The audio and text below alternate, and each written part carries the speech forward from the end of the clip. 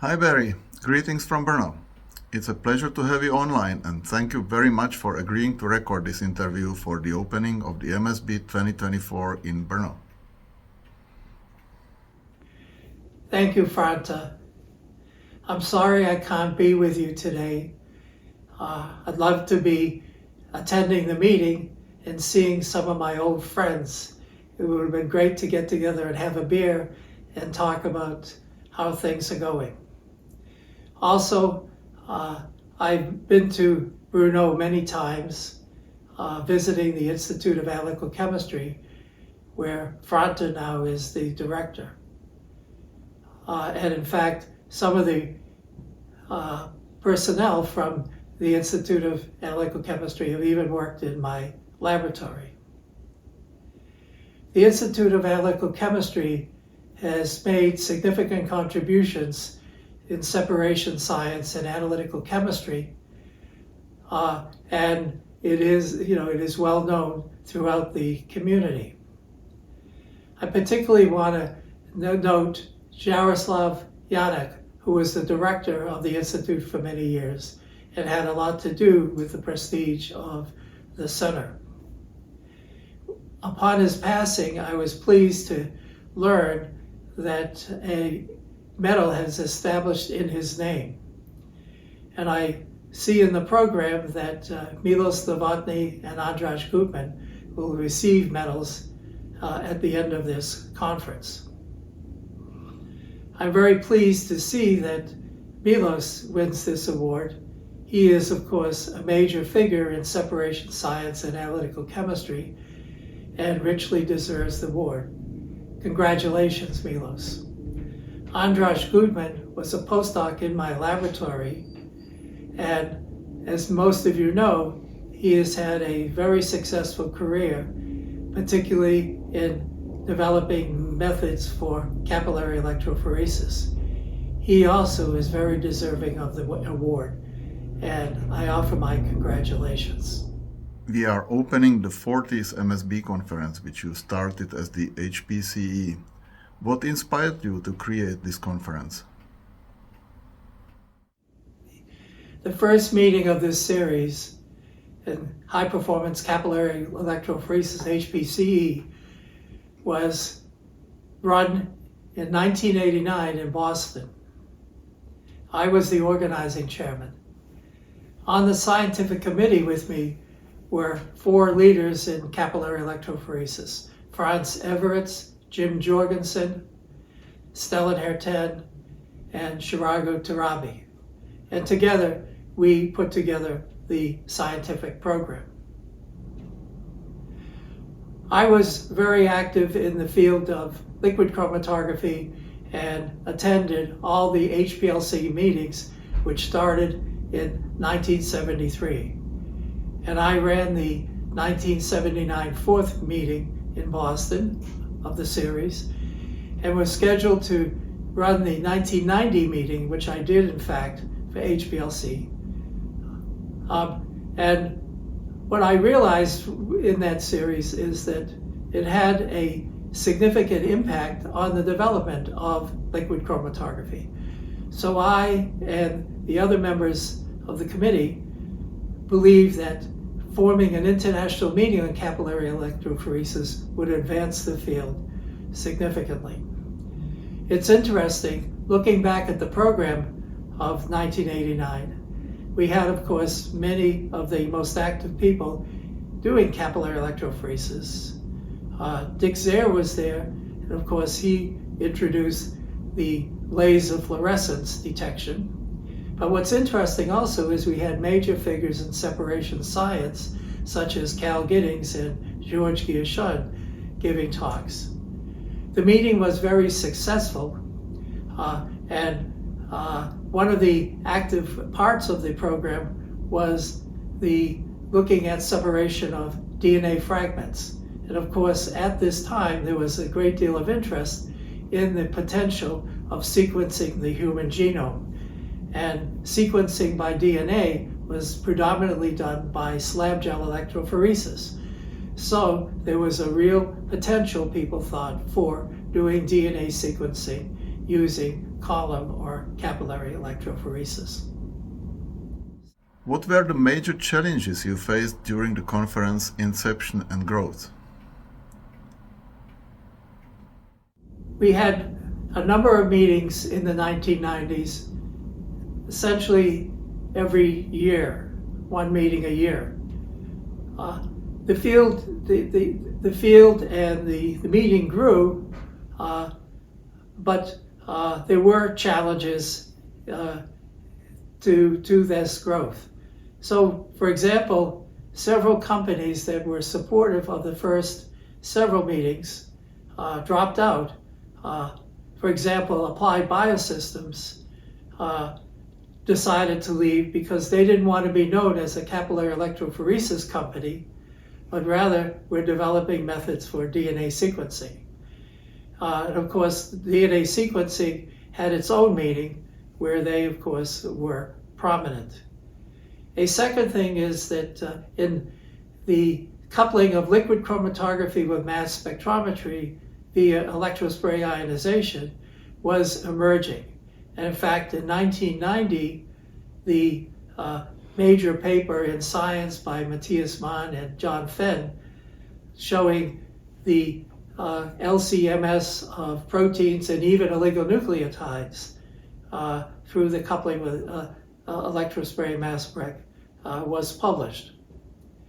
But as many of you remember, the coupling of mass spectrometry with capillary electrophoresis was pretty difficult in this time period.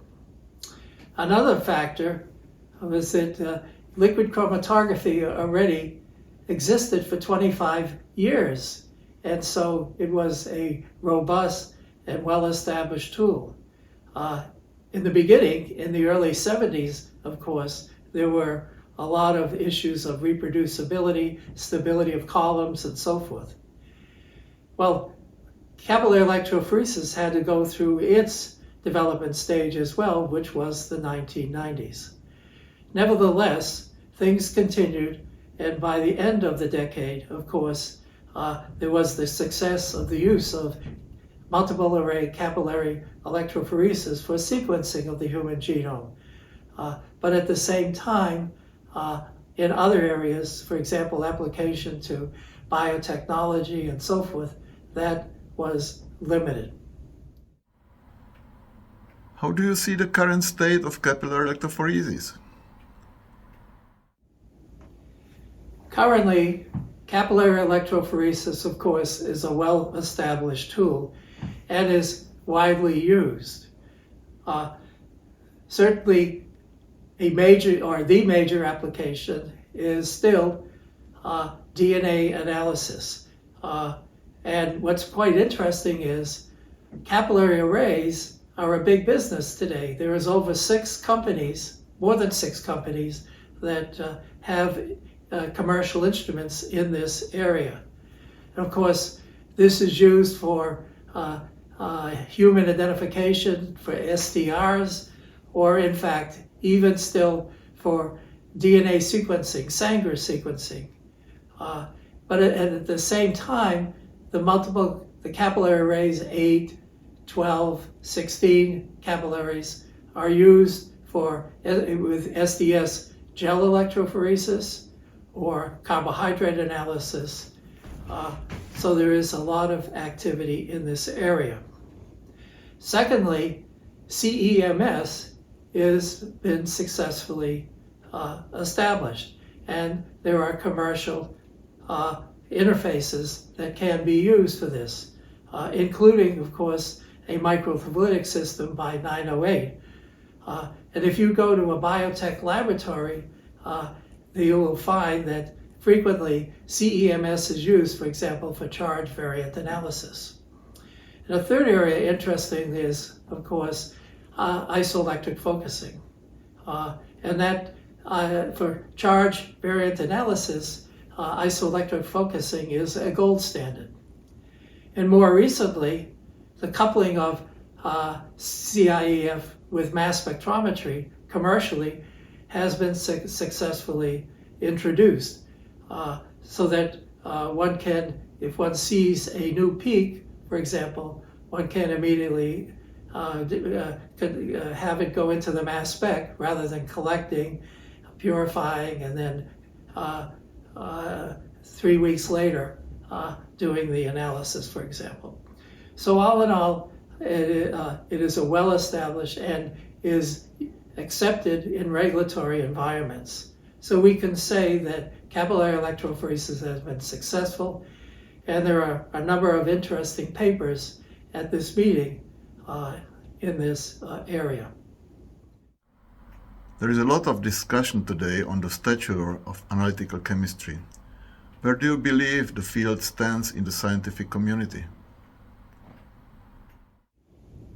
You're right, there's been a lot of discussion of the prestige of analytical chemistry today, particularly in the Analytical Scientists and LCGC International. It's interesting to first note that this isn't the only time that the question of the stature of analytical chemistry has appeared. I remember when I began in the early 60s at Northeastern University, analytical chemistry also was under attack. Professors from major universities such as Harvard and Princeton, who were analytical chemists, when they retired, their faculty replacing them were not in the field of analytical chemistry. People in other areas of chemistry felt that analytical did not have the intellectual heft of organic chemistry or physical chemistry and so forth. At that time, biology was really was not a molecular science yet. This occurred in the 1970s. And that was a key event affecting analytical chemistry because, of course, biological substances are very complex. Well, now turning to today, I must say I'm surprised that analytical chemistry doesn't have significant prestige, because in reality, it has never been as important as it is today. Consider the pharmaceutical and biotechnology industries or other areas like forensic science and so forth. If you don't know what you have, there's no way you can commercialize it. And in fact, without a strong analytical chemistry component, the biotechnology industry would be nowhere near where it is today. So from this point of view, it's very surprising that analytical chemistry doesn't have the prestige that it should have. And so we can ask, why is this the case? Well, I think part of the problem is that the people who are decrying analytical chemistry are mainly in the academic environment. And many of these people are isolated from the industrial world or indeed the medical hospital community. And they don't realize the significance of the field of analytical chemistry. You know, I often have used the terms invention versus innovation and compared these. And an invention is sort of like doing basic research where you invent something and then try to see where it can be applied. Whereas in innovation, you look at what the problems are and then you invent or innovate to solve these problems. Now, if you think about this, innovation is really talking about meaningful impact. It is solving problems. We understand what the problems are. On the other hand, if you are inventing without thinking about what the problems are, the impact may be limited. I've often talked about that impact is more important than impact factor. Now, another point is teaching analytical chemistry at the university is very important today. Through the success of the technology and the instrumentation companies, more and more of analysis is being done automatically.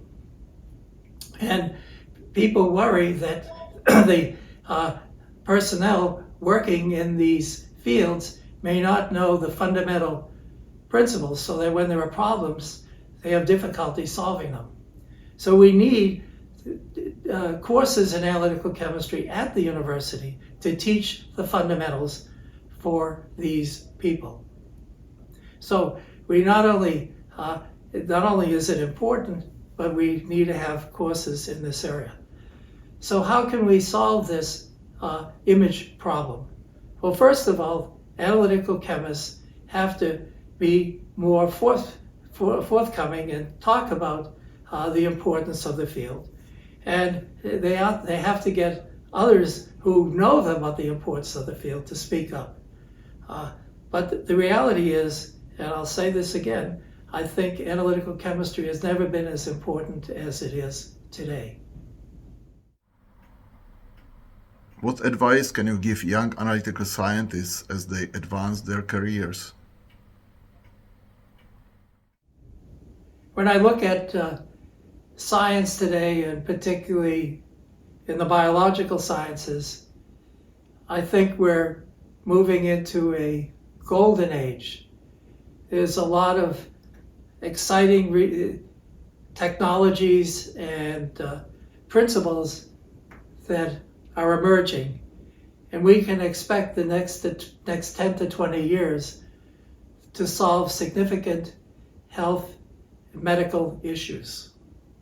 For example, today we have the possibility of being able to give eyesight back to individuals that are blind, or the potential for having deaf people being able to hear again. So there's a lot of, so I think those who are in their early stages of their career have a lot of things to look forward to. Now, when we think about it and see what's going on, science is changing rapidly. In fact, change is accelerating. And what this means for individual scientists is that they're going to have to reinvent themselves multiple times. What this means, in effect, is that they have to learn to be able to learn new things rapidly. They cannot be afraid of going in new directions. There's no question that technology is going to change. We see it already. For example, artificial intelligence. So anybody who's a young scientist today has to at least understand the principles of artificial intelligence and how to apply it.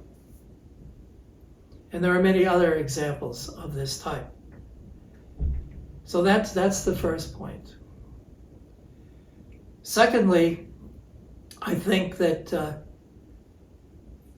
one needs to be able to work in an interdisciplinary environment. Today, the problems are so complex, it's difficult for one person to be an expert in everything. But it is essential that one collaborate. Now, in analytical chemistry specifically, let's focus on that. I look at analytical chemistry as I've said many times, made of 3 M's. The first M is the molecule. You have to understand the chemistry of the molecules you're trying to analyze. The second M is measurement.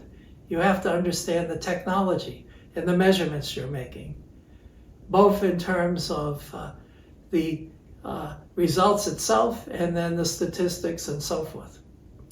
And the third M is meaning, which may be the most important.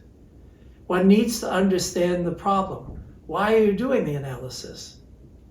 What do the numbers mean, and so forth? And what this says is that in analytical chemistry, it is not sufficient to just do the measurements. You have to have the big picture. You have to really be involved in, the problem, understand how the numbers are going to be used, and so forth. But all in all, I think it's a wonderful time to be in science. And I often end my lectures with a slide saying, "I wish I were younger." What can you say about the future directions of science and how analysis will impact these directions? I could talk about many directions, but given the limited time, I'm going to talk about one technology and then one motif, if I may. In terms of the technology, of course, we're entering an era where artificial intelligence is already and will play an ever-increasing role. Of course, there is some hype to this, but nevertheless, there's no question that AI is having an impact in many areas, and particularly for us in terms of biotechnology and analytical aspects of this. So, for example, in the analytical aspects, we already have seen that AI plays a role in prediction of retention in liquid chromatography and in mass spectrometry to identify species from the MS1 and MS2. And of course, beyond this, we can see where AI will have a major impact on drug discovery and on drug development and manufacturing and regulatory aspects. Now, at the heart, we are using data, and so the quality of the analytical data will have a significant impact on the quality of the AI that we get. So here is another example where analytical chemistry is very important. In terms of the motif, if I think in terms of therapeutics and biology, I think the next 10 to 20 years will be an era of RNA. If we look back from the middle 1990s to now, we can say we've had the era of antibodies, monoclonal antibodies. And that's the major product of biotechnology today. And it's not going to go away, it will continue. And there are various components of it. For example, simple monoclonal antibodies, we can have bispecific, even trispecifics, ADCs, and so forth. And the analytical methods are well established for this and continue to improve as the instrumentation continues to improve. But I think we're moving into an era where RNA will be very, very important, and there'll be a wide variety of formats, therapeutic formats for this. It's interesting. When we were doing the Human Genome Project, we all thought that DNA was the molecule and RNA was just a messenger. And the reality is RNA has many biological functions, including not only translation, but also control of gene expression and so forth. Already we see that RNA is commercially very important. So for example, obviously the COVID vaccine, and now in the future we'll be seeing vaccines for cancer and other diseases from mRNA. On the other hand, we have also siRNA, which controls gene expression and so forth. Interestingly, we're learning a lot on the biology, and there are still challenges analytically. For example, recently a National Academy of Sciences report came out talking about the need to develop tools for sequencing RNA, long RNA particular, as many RNA species have modifications on them, like methylation and so forth, and that these modifications impact the function of the RNA. Even the COVID vaccine had a modified nucleotide modification, N-methyl pseudouridine. And we need to develop the tools for analysis, potentially LCMS or CEMS, or possibly nanopores may be used for this purpose.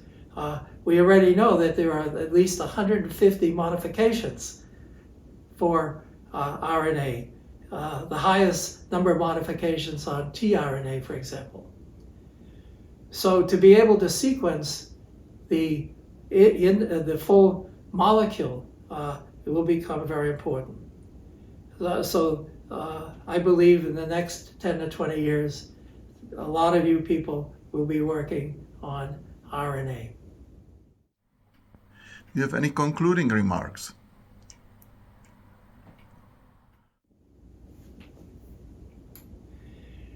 Well, there's much more I could say, but I think you got a general idea of some of my thoughts. What I want to do is wish everyone a successful meeting, and I hope everybody gets enriched with a lot of information, and I wish everyone well. Thank you very much for your wise words. I'm looking forward to seeing you soon, and in the meantime, I wish you all the best.